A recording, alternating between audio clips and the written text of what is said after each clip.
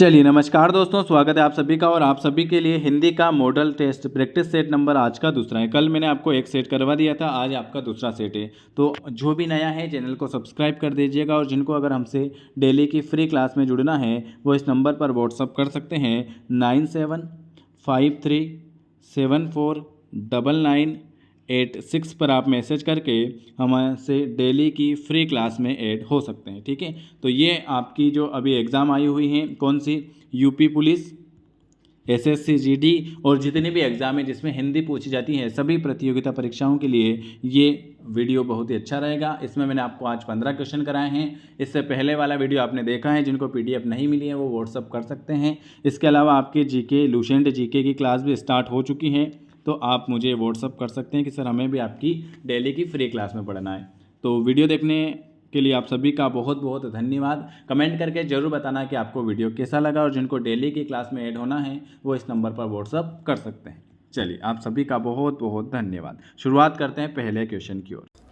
नमस्कार दोस्तों, स्वागत है आपका लेयर 3 एजुकेशन में। और आज ये आपका मॉक टेस्ट नंबर दूसरा है। कल मैंने आपको पहला कराया था जिसमें आपके 30 क्वेश्चन कराए थे। आज ये आपका मॉक टेस्ट नंबर दूसरा है, सामान्य हिंदी, जो आपकी सारे एग्ज़ाम ग्रुप 5, जेल प्रेरी, एमपीएसआई है ना, एमपी टेट, सभी एग्ज़ाम में हिंदी, सामान्य हिंदी पूछी जाती है। तो पहला क्वेश्चन आपके सामने, सधर्म के लिए सही संधि विच्छेद कौन सा होगा? सतधन धर्म, सदधन धर्म, सड़धन धर्म या सदधन धर्म? तो देखो, एक तो ये नहीं हो सकता, एक ये नहीं हो सकता। अब है आपके सामने दो, सत या सद। तो ये है ऑप्शन नंबर पहला हमारा सही होगा, सतधन धर्म। सत धर्म का संधि विच्छेद होता है सतधन धर्म। और इसमें कौन सी संधि है? तो इसमें है व्यंजन संधि। कौन सी संधि है? व्यंजन संधि। ये त का क्या बना? त का बना ध, 1 का 3, 1 का 5। पहले का त थ द ध, त थ द और ध है ना, त का बना ध। तो ऑप्शन नंबर ए हमारा सही आंसर होगा।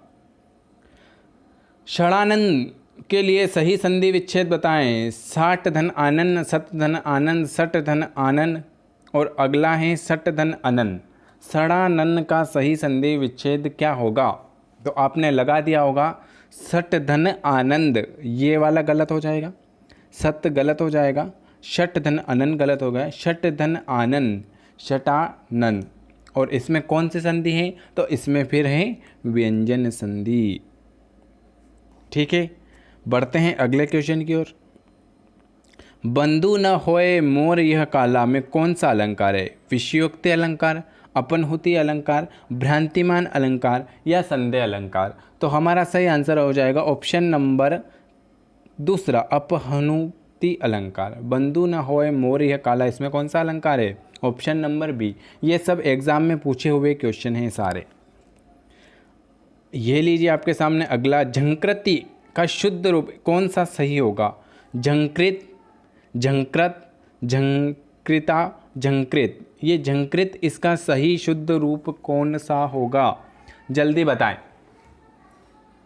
जल्दी बताएं क्या होगा? तो झंकृत ये इस वाला शुद्ध होगा। ऑप्शन नंबर बी हमारा सही आंसर हो जाएगा।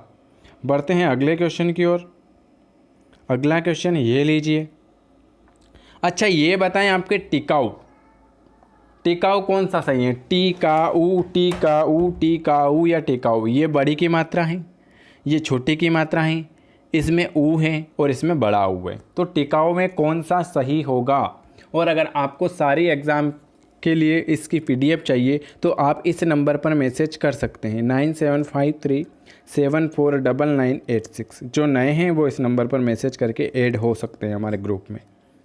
अगला, टिकाऊ, कौन सा टिकाऊ सही है? तो आपने लगा दिया होगा ऑप्शन नंबर दूसरा, टिकाऊ, ये वाला सही आंसर हो जाएगा। दूर के ढोल सुहावने, इस मुहावरे का अर्थ बताएं। पूरे परिचित के बाद अच्छा लगना, पूरे परिचय के साथ अच्छा न लगना, पूरे परिचय के साथ अच्छा लगना या पूरे परिचय के अभाव में अच्छा लगना।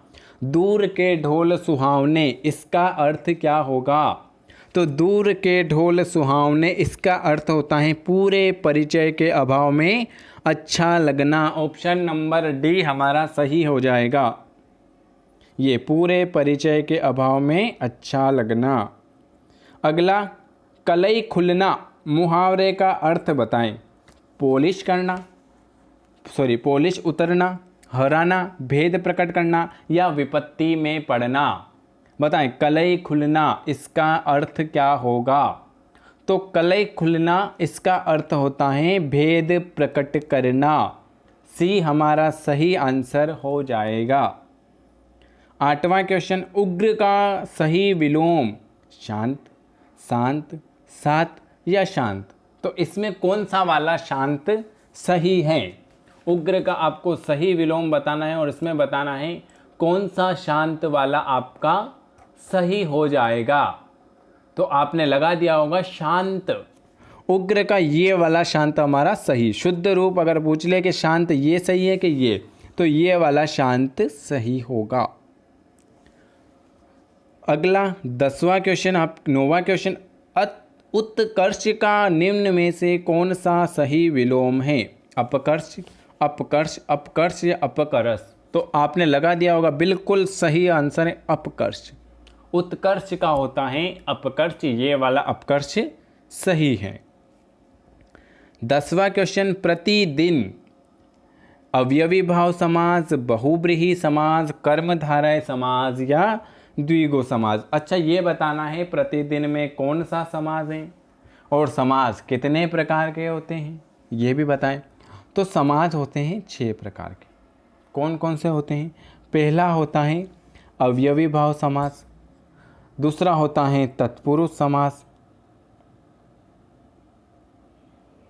तीसरा होता है कर्मधारय समास, चौथा होता है द्विगु समास, पांचवा होता है द्वंद्व समास और छठा होता है बहुब्रीहि समास, है ना। और बहुब्रीहि समास में क्या होता है? बहुब्रीहि समास में होते हैं भगवान के नाम, कर्मधारय समास में उपमान उपमेय, अवयवी भाव समास में पहला पद अवयव, द्विगु समास में और द्वंद्व समास आपको बताना है। तो इसने पूछा प्रतिदिन में कौन सा समास है? तो प्रतिदिन मैंने आपको बताया था, कहाँ पर भी प्रति लिखा हो जाए तो वहाँ होता है अवयवी भाव समास, जिसमें पहला पद अवयव हो या पहला पद छोटा हो। तो ऑप्शन नंबर ए हमारा सही आंसर हो जाएगा। अगला 11वां क्वेश्चन आपके सामने, देहलता में कौन सा समास है? बहुब्रीहि, कर्मधारय, तत्पुरुष या द्विगु। तो बहुब्रीहि समास में क्या होता है? बहुब्रीहि समास में होते हैं भगवान के नाम, कर्मधारय समास में उपमान उपमेय, तत्पुरुष समास में कारक विभक्ति। तो देहलता, देहलता में कौन सा समास है? तो इसका होता है देह रूपी लता, देह रूपी लता। देहलता में देह रूपी लता, इसमें है कर्मधारय समास। Option number B is correct answer. ये लीजिए, नीर उपसर्ग से बना शब्द कौन सा है? निंदा, निंदा पाई, निर्दय या निदय।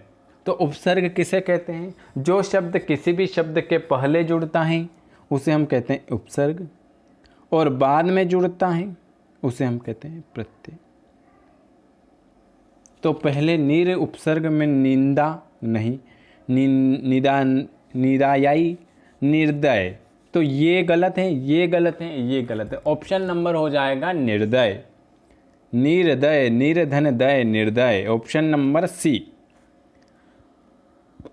अगला है आपको, हाथी न साथी न घोड़े न चेरे न गांव न ठाट को नाव बिले हैं, तात न मात न पित्र न पुत्र न वित्त न अंग के संग रहे हैं। इसमें कौन सा रस है? रौद्र, शांत, हास्य या भयानक। तो मैंने रस भी बताए थे। रस भरत मुनि ने रस कितने बताए हैं? भरत मुनि ने रस बताए हैं 8। कौन कौन से बताए हैं? श्रृंगार रस, हास्य रस, करुण रस, रौद्र रस, है ना। और कौन कौन से आप एक बार कमेंट करना कौन कौन से रस हैं। तो इसमें कौन सा रस है? शांत है, क्रोध है, हास्य है, भयानक है। तो हाथी न साथी न घोड़े न चेरे, मतलब यह है शांत। शांत रस का स्थायी भाव क्या होता है? निर्वेद। ठीक है, शांत रस का स्थायी भाव होता है निर्वेद, भयानक का होता है भय, हास्य का होता है हास्य और क्रोध का होता है क्रोध।